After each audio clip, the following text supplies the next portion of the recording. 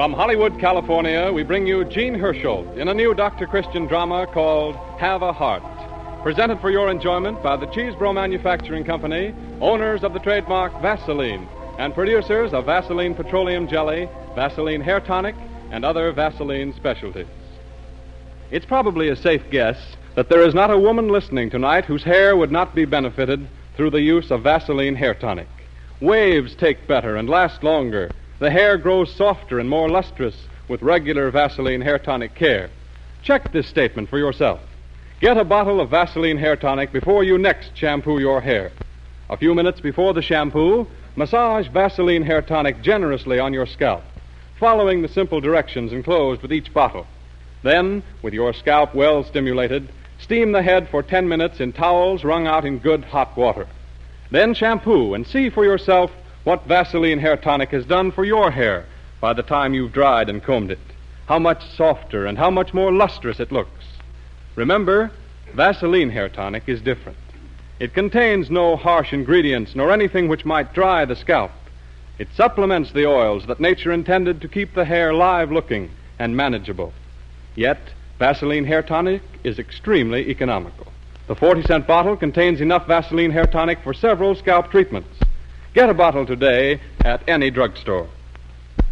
Well, here we are back in Hollywood after several weeks in New York with a brand new set of good Dr. Christian stories which Jean Hersholt has selected for you. Tonight's play is called Have a Heart, and the scene is a shady street in River's End bordered by a neat white picket fence. Old Will Grannis is leaning over the gate, peering excitedly down the street. There's the doctor's car parked in front of the Ives house, and the doctor is no doubt condoling with the youngest Ives boy, importunately laid up with a broken leg, on this day of all days when the circus is due in town. The doctor's coming out of the Ives house now, down the steps across the walk to his waiting car. He calls out cheerily. Good morning, Mr. Grannis. Oh, morning, Doctor. Going to be a hot day. Scorcher. Just listen to those locusts. Well, that's better than having it rain and spoil the parade and everything. Sure. I was just wondering if I could see anything of the parade from here. I'm afraid not. The paper said it was coming along Cedar Street. Only as far as Glen Avenue. Then it turns and goes back to the circus grounds. Guess that means I'll have to miss it. Oh, Glen Avenue is only a few blocks from here. It's uphill, though, and I can't climb hills. I'll give you a lift. Thanks, but well, it ain't just getting there. It'd mean standing around in the crowd. I wouldn't dare. Well, of course, you know what's best for you. If the wind's in the right direction, I might be able to hear the band, even if I can't see nothing. That's what I told young Tommy Ives, but he didn't seem to comfort him much. How is he? Oh, he's getting along, but the cast on his leg is very uncomfortable. Poor kid. Yes, it's a shame. Last year he had mumps, just as this time. I remember, both sides. Pretty heartbreaking to miss the circus 2 years in succession when you're only 10. I was 12 the last time I went. The last time? Yes. I wanted to get a job helping water the elephants, like the other boys. My sister Hetty wouldn't let me. She bossed me even in them days. I wish now I had, 'cause the next winter I come down with inflammatory rheumatism. And that was the end of circuses and everything else for me. You mean that you have... It left me with a bad heart. What kind of bad heart? Oh, I don't know exactly. It leaked or skipped or murmured or done something it shouldn't. You never gotten over it? Never. Well, those heart conditions in adolescence sometimes clears up in time, with rest and good care. Well, nobody could have had better care than I've had, that's certain. Hetty's given up her whole life to looking out for me, seeing I don't overdo or nothing. You've been examined, of course, from time to time. What's the use of spending money to be told what you already know? But you... Will Granny? There's Hetty now. Yes, Hetty? Don't you know better than to be standing out there in that boiling hot sun? You're likely to get a stroke. Oh, well, if I do, I got a doctor right handy by. What? Oh, it's Dr. Christian. I didn't recognize him. Good morning, Miss Grannis. Good morning.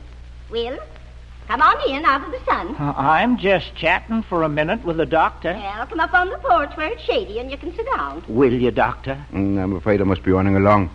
I have a number of calls to make before my office hours. It must be mighty exciting being a doctor, going from house to house, seeing folks. Oh, sometimes it's very humdrum. Well, I don't see how it could be.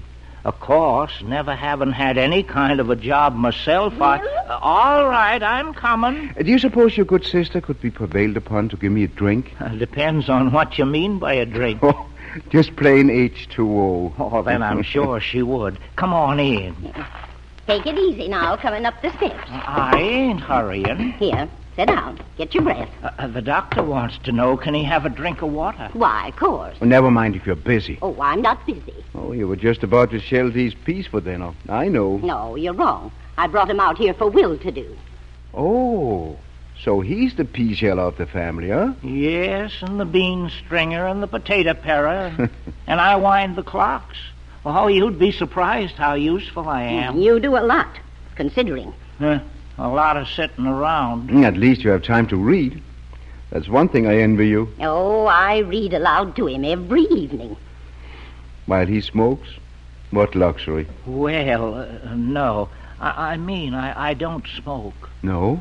I can't on account of my heart. Who told you so? Well, I've always supposed. It would be bad for me, wouldn't it? That all depends. On what? On what your particular heart condition is. You mean there's some conditions where it wouldn't Now matter? listen, Will. You've gone all your life without smoking. Don't start thinking about it now. But Hetty, Smoking's a dirty habit anyway. Tobacco is a filthy weed. It was the devil sowed the seed. It burns your pockets, stinks your clothes, and makes a chimney of your nose. There. You hear that, Will? In spite of which I smoke my pipe every day and like it. Tell me, Doctor, do you Dr. think... Christian isn't making a professional call, Will. He stopped in for a drink of water, which I'm going to get him right away. I'm sorry, Doc. I didn't mean to be pumping you for free advice. Oh, that's all right. It's just that well, it's so long since I've talked with a doctor. How long? Oh, Lordy, I can't even remember. I must have been about 19 or 20 the last time I had a real going over. And you're how old now? Be 70 my next birthday. Hetty's 3 years older, though she wouldn't thank me for telling you. She's always been... Oh, thank you. I hope it's cold enough. My, but that hits the spot. I was dry as a coward bridge. Nothing quite so good as a plain water when you're thirsty. Unless it's pink lemonade. Oh, dreadful stuff. Do they still sell it at circuses? Sure. I'd like to taste it again.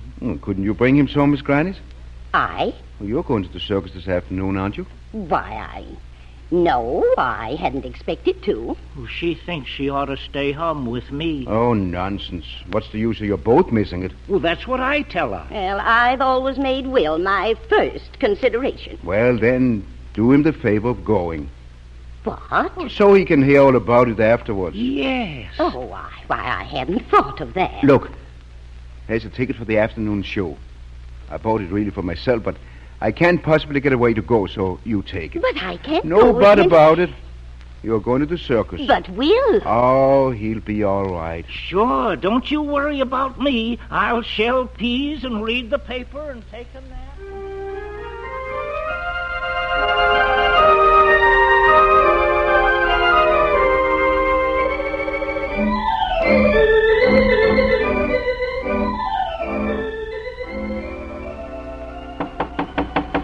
Yes? Who is it?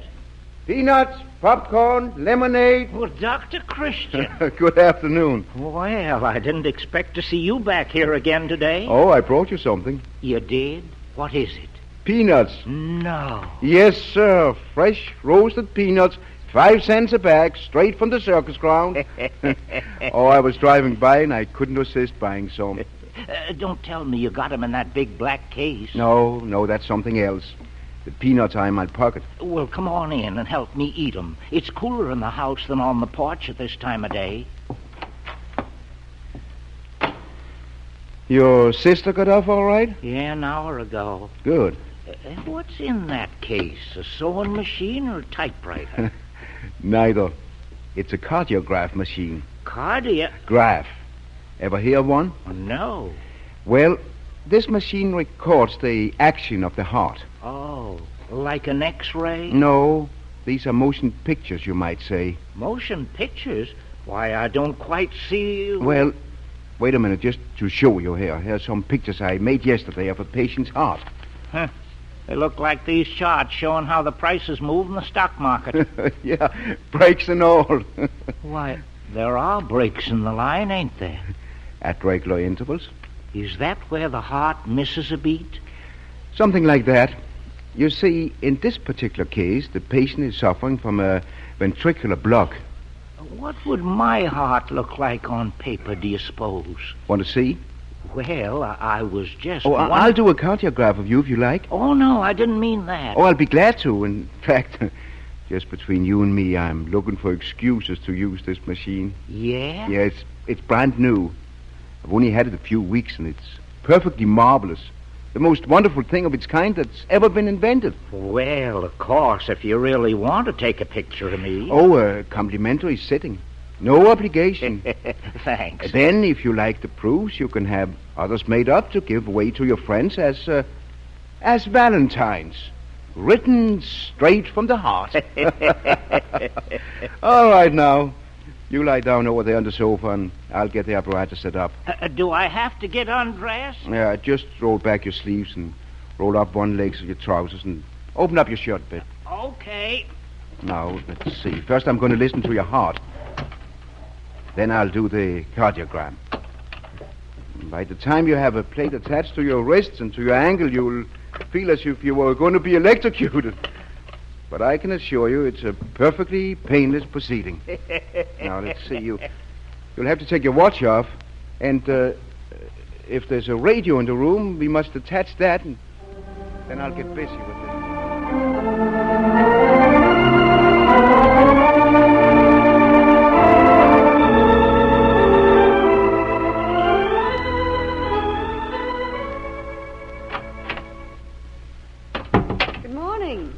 Oh, hello, Judy. Well, did you get to the circus last night? No. Oh, Dr. Christian. I came back to the office to read some cardiograms I'd made in the afternoon. Oh.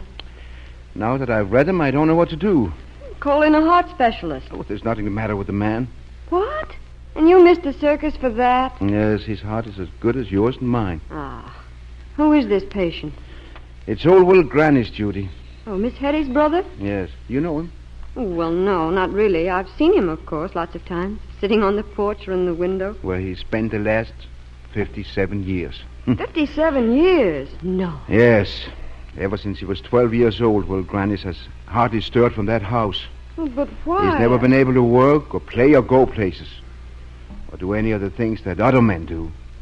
His whole life has been spent sitting around, being waited upon hand and foot. He's never even dared smoke or take a drink. He thinks his heart is bad, you see. And there's really nothing the matter with it, huh? No, not a thing. Ah. Oh, there was once, no doubt, but whatever the trouble was, he's outgrown it long since. How awful not to have known. I mean... Yes. Well, think of all he's missed. The best things in life. That's why I can't bear to tell him. Whose fault is this? It's hard to say. But Well, you described it just now as Miss Hetty's brother. I guess that's partly the answer. You mean that she's made him believe that... Oh, it hasn't been deliberate, of course, on her part, but she's the kind who enjoys doing things for others, and she's had nobody else. Oh, the whole thing's tragic. Oh, if he was younger, he could still make some kind of a life for himself, but at his age... How old is he? Almost 70. Why do you tell him? Well... Must you? I mean, is it your professional duty, or... No, he didn't ask me for an opinion. I volunteered to take the cardiographs frankly, just to satisfy my own curiosity. Oh? Well, then don't tell him. Let him go on, imagining himself an invalid for the rest of his life? He's only got a few more years to live. Yes, it might be 10 or 15. Oh. 10 more years, sitting in a rocking chair, helping his sister shell peas, his greatest exertion winding the clock. No, that wouldn't be fair. Of course, he's used to it. Even so, that's and no reason. He's not unhappy. Not actively unhappy. Oh, but... Not nearly as unhappy as I'm afraid he'll be when he learns the truth. Then you are going to tell him? Of course. When? Right now. I'm glad. Well, there's nothing else I can do. Oh, put the pictures in my bag, will you, Judy? All right. I'll take them along. I'd like to be there to see his face when you tell him.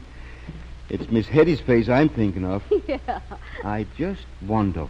What? Whether I'd better take that cardiograph machine along to record the shock.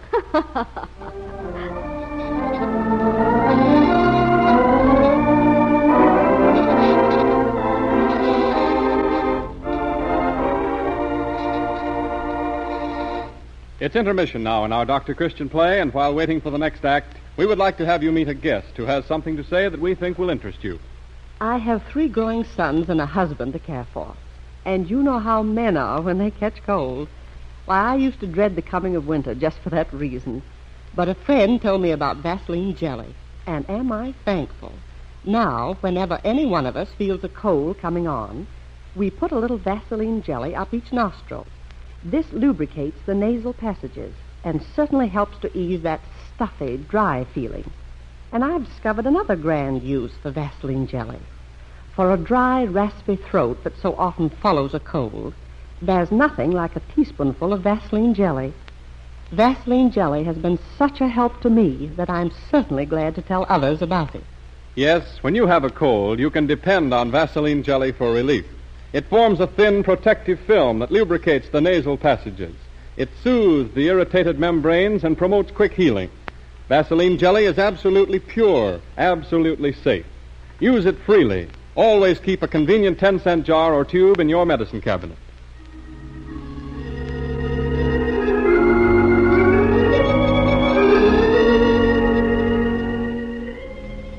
The next scene of Jean Hersholt's Dr. Christian drama, Have a Heart, is laid in the Grannis sitting room. Miss Hetty is there talking to the doctor, and she seems upset. I don't believe it. But, my dear Miss Grannis, We had the best possible medical opinion for my brother. No doubt, but that was 50 years ago, remember? 57 year. The conditions changed in that length of time. Why, to this day, Will can't go up a flight of steps without getting short of breath. He knows that himself. It might be partly mental. Yes. You've always scared me so about stairs, Hetty. I scared you? Well, in any case, the cardiograph tells the story. Oh, that wavy line could mean anything. It means just one thing, Miss Grannis, that your brother's heart is normal. Normal. I still don't believe it. Hetty. I've taken care of Will all his life, Dr. Christian. I've watched every step he's taken, every breath he's drawn. I know his condition better than any doctor. Well, all I can do is to give you my opinion and the results of the cardiograph. Neither of which we asked for. Hetty, please. You came here quite uninvited when my back was turned and subjected my brother to an examination. Well, he was entirely willing. Will's always done whatever he was told to. Not anymore, I ain't. Will. From now on, I'm doing as I please, as I gosh darn please. Will. I'm free. Well? It's not true. It is, too. The doctor says so. Dr. Christian's not a heart specialist. Well, what of it? I'd be only too glad to have you consult a heart specialist if you'd be better satisfied. It's the only thing that would satisfy me. All right, then. We'll send for one. I'll go to one. I'll go see that big heart man in Chicago. What's his name? Egbert. Travel all the way to Chicago? Why, you couldn't, Will. You'll die on my hands. No, I wouldn't. 'Cause you ain't going. What? I'm going alone. Will. I'm packing up and leaving today. No, you can't. You mustn't. Oh, Dr. Christian. Don't argue. But you can't I go... said don't argue. I'm going, and that's all there is to it. Now, Will, you mustn't get so excited. Your heart... I've got no heart. Can't you get that through your head? I'm well. I'm okay. I'm 100%. Where's the suitcase? Go get me a suitcase. No. Gosh darn it, I'll get it myself.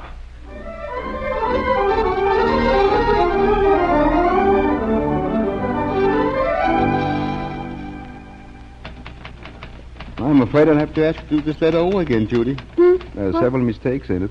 Oh, I'm sorry. My mind was miles away. Thinking of some man? Yes, old Will Grannis. The worm that turned. Into a fire-breathing dragon. What do you suppose he's doing now? Well, I spoke last night and had an appointment with Dr. Egbert at 10 o'clock this morning. Dr. Christian's office? Yes. Who? Oh, Miss Grannis. Yes. The doctor's right here. It's Hetty. Oh, all right. Hello? Hello, Miss Grannis. What? What did you say? I'm sorry, I can't understand you. Could you talk a little more slowly? What? Gone. Oh, wait a minute. I'll be right over. What's happened? Will. She's just had a wire from Chicago. Yes. Saying that he's gone. Dead? No, to Hollywood.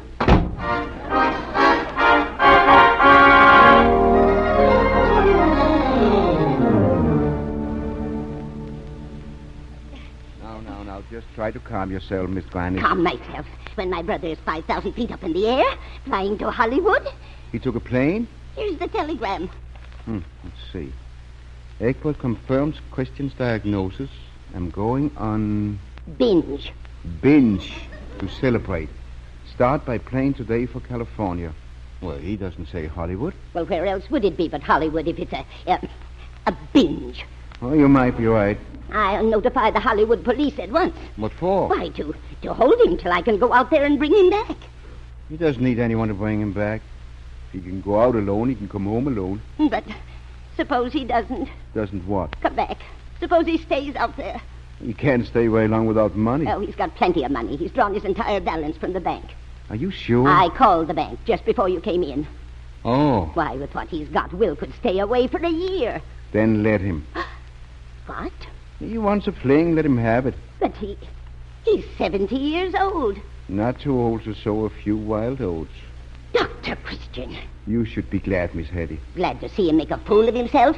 Kill himself, maybe? He won't. He's crazy. Well, wouldn't you be if you'd been just let out of jail after a life sentence? Oh, and I did everything for him. And now he treats me like this. I gave up my whole life to him. And reveled in it. You wouldn't have had things any different if you could. How can you say that? Because I know your kind. You're one of those women who have never had to sacrifice themselves for somebody. Well, I'm unselfish, if that's what you mean. Are you? Well, my friends all say they never saw such a devoted and unselfish sister in all their lives. All right, then prove it. What? Let your brother do as he pleases for once in his life. He'll do it anyway. Well, let him enjoy himself at it. Don't try to bring him back. Leave him alone? Yes, and he'll come home like Mary's lamb. Or was it the prodigal son?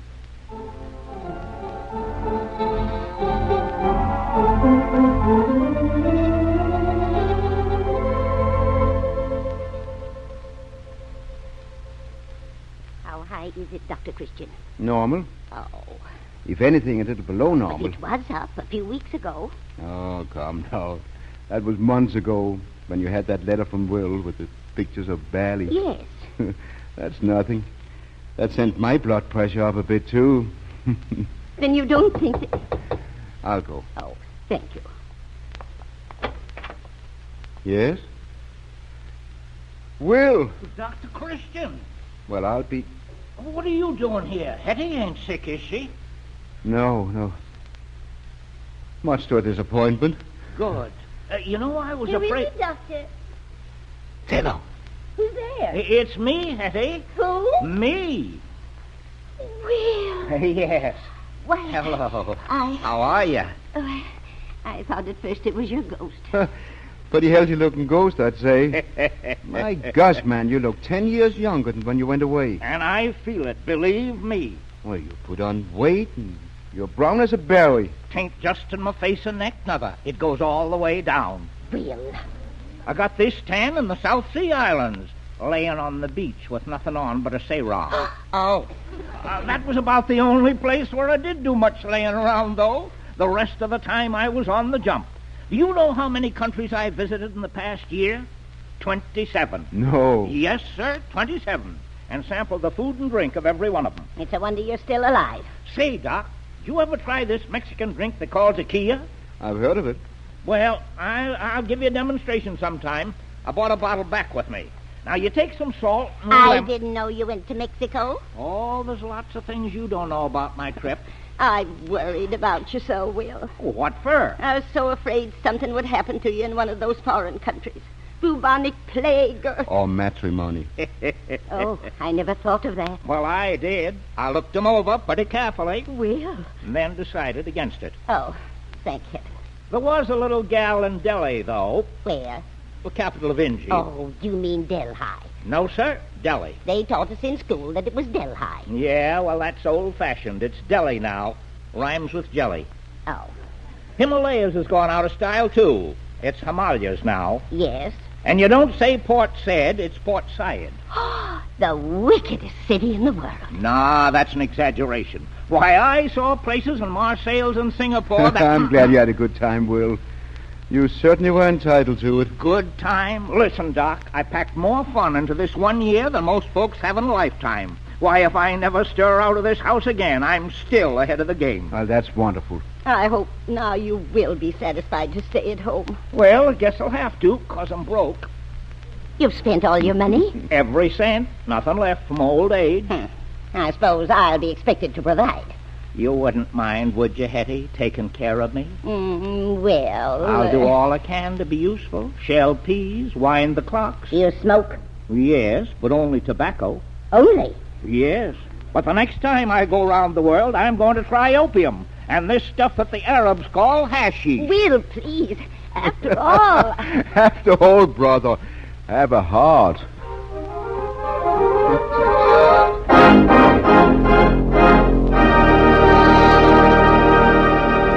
So the curtain rings down on another Dr. Christian drama. Our star, Jean Hersholt, will be out to greet you in person in just a moment. Meanwhile, I want to say one more word about the products that make the program possible. Remember, there is nothing quite like Vaseline jelly to ease a stuffy head cold. Keep a jar or tube always in your medicine cabinet and use it freely when anyone in the family feels a cold coming on. Use Vaseline jelly also for cuts, burns, scrapes, and scratches, for chapping and chafing. It is absolutely pure, absolutely safe to use. So be sure to look for the trademark Vaseline, your assurance of getting the genuine product. Buy some at your druggist tomorrow, and ask him, too, about the specialties. Vaseline Carbolated Jelly, Vaseline Borated Jelly, Vaseline Camphor Ice, and Vaseline Lip Ice. The cast of tonight's play includes Rosemary DeCamp as Judy Price, Harry Humphrey as Old Will Grannis, and Jane Morgan as Miss Hetty Grannis. And, of course, our star, Jean Hersholt, in the country doctor role he has made famous. Here is Jean Hersholt as Dr. Christian.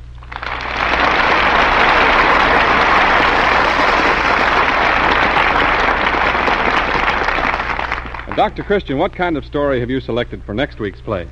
I'm going to tell you a story which I call Angel Unaware, and it concerns the folks who live in the shanties down in Paradise Flats along the river. I'm sure you'll enjoy meeting Duke Angel. I've always got a kick out of him myself. Big, lovable, dumb fellow who cuts all our lawns and teaches our kids to swim.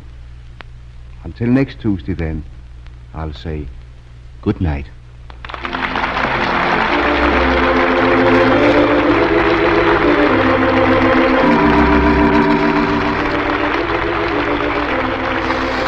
To the Boy Scouts who this week celebrate their 29th anniversary, Dr. Christian and the makers of Vaseline products extend congratulations and best wishes for the continued growth and success of this fine, constructive movement. Don't miss Jean Hersholt's play next week called Angel Unaware. It promises some excitement and some laughs, and we know you will enjoy it. This is Arthur Gilmore bidding you good night. This is the Columbia Broadcasting System.